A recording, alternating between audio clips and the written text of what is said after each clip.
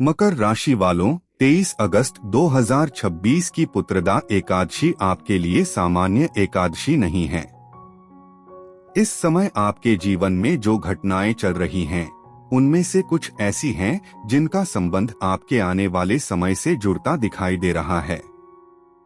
पिछले कुछ समय से आपने मेहनत तो बहुत की है, लेकिन उसके अनुसार परिणाम नहीं मिला। कोई काम बार बार आगे बढ़ते बढ़ते रुक गया, पैसा आया लेकिन टिक नहीं पाया, घर की कोई चिंता मन में बनी रही या नौकरी और कारोबार में आपको अपनी योग्यता साबित करने के लिए अपेक्षा से ज्यादा मेहनत करनी पड़ी। मकर राशि वालों, अगर पिछले कुछ समय से आपको ऐसा लग रहा है कि मेहनत आपकी है लेकिन सफलता किसी और के हिस्से में जा रही है, तो यह समय अब धीरे धीरे बदलने वाला है। खासकर 23 अगस्त की पुत्रदा एकादशी के बाद आपके जीवन में रुके हुए मामलों को गति मिलने के संकेत बन रहे हैं। आपके लिए सबसे बड़ी बात यह है कि जिस काम को लेकर आप लंबे समय से इंतजार कर रहे हैं, उसमें अचानक कोई व्यक्ति आपकी मदद कर सकता है। कोई पुराना संपर्क दोबारा सामने आ सकता है। नौकरी करने वाले लोगों के लिए जिम्मेदारी बढ़ने के साथ पद और सम्मान बढ़ने की संभावना बन सकती है। कारोबार करने वालों को रुका हुआ भुगतान मिलने या किसी पुराने ग्राहक से दोबारा काम मिलने की स्थिति बन सकती है। घर परिवार की बात करें तो पिछले समय में किसी छोटी बात को लेकर मन में दूरी या तनाव रहा हो, तो अब उसमें सुधार आ सकता है।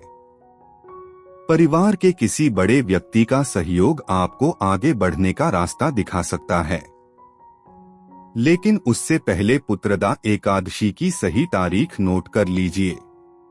श्रावण शुक्ल पक्ष की पुत्रदा एकादशी का व्रत 23 अगस्त 2026 रविवार को रखा जाएगा। एकादशी तिथि 23 अगस्त को रात 2 बजे शुरू होकर 24 अगस्त की सुबह लगभग 4:18 तक रहेगी। भगवान विष्णु की पूजा के लिए 23 अगस्त को सुबह का समय विशेष रूप से रखा जा सकता है।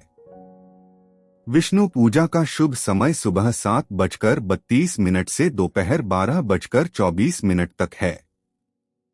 ब्रह्मा मुहूर्त सुबह 4:26 से 5:10 तक और अभिजीत मुहूर्त सुबह 11:58 से दोपहर 12:49 तक रहेगा।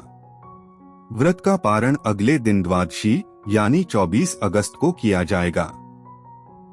दिल्ली के लिए प्रकाशित पंचांगों में पारण के समय में थोड़ा अंतर मिलता है, इसलिए अपने स्थानीय पंचांग के अनुसार अंतिम समय जरूर देख लें। अब बात करते हैं मकर राशि वालों के लिए आने वाले समय की। मकर राशि वालों, आपके जीवन में पिछले समय की सबसे बड़ी समस्या यह रही है कि आपने किसी काम को पूरा करने में कोई कमी नहीं छोड़ी, लेकिन अंतिम समय पर परिस्थिति बदल गई। कभी कागज अटक गया, कभी किसी व्यक्ति ने साथ नहीं दिया, कभी पैसा रुक गया और कभी परिवार की जिम्मेदारी आपके रास्ते में आ गई। लेकिन अब तस्वीर धीरे धीरे बदल रही है। पुत्रदा एकादशी के बाद आने वाले समय में आपको 2 चीजों पर विशेष ध्यान देना है। पहली, धन को रोककर रखना और दूसरी, अधूरे काम को पूरा करना। नौकरी करने वाले मकर राशि वालों को कार्यस्थल पर अपनी पुरानी मेहनत का परिणाम मिल सकता है।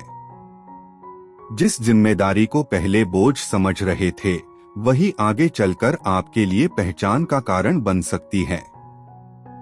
अधिकारी वर्ग की नजर में आपकी स्थिति मजबूत हो सकती है।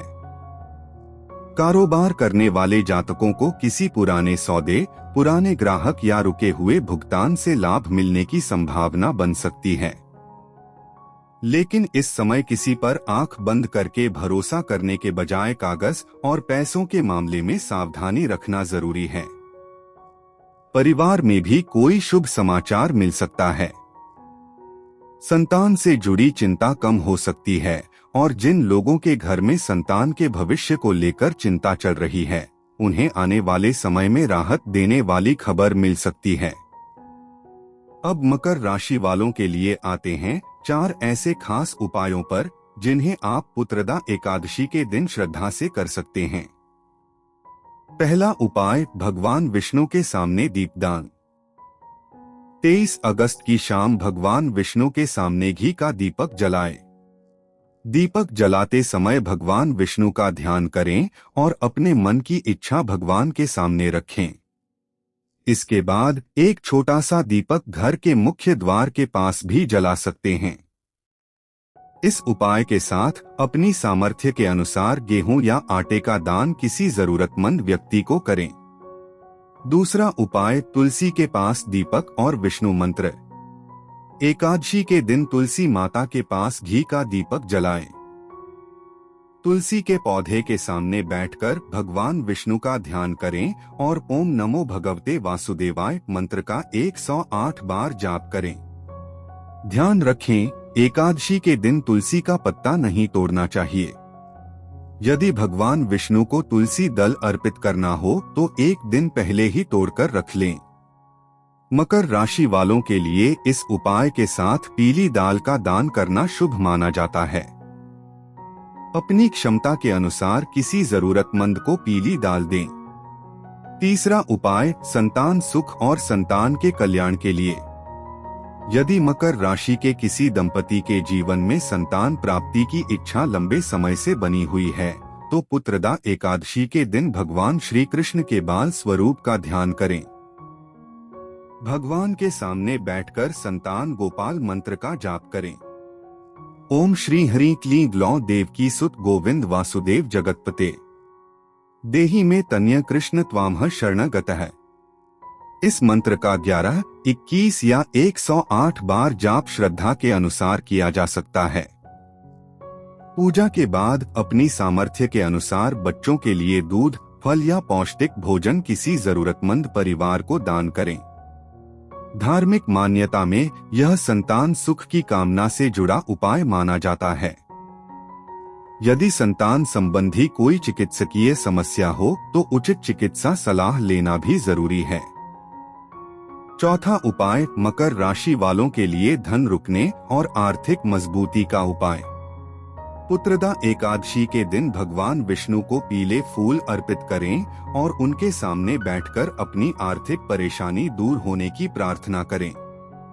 इसके बाद किसी जरूरतमंद व्यक्ति को काले तिल का दान करें।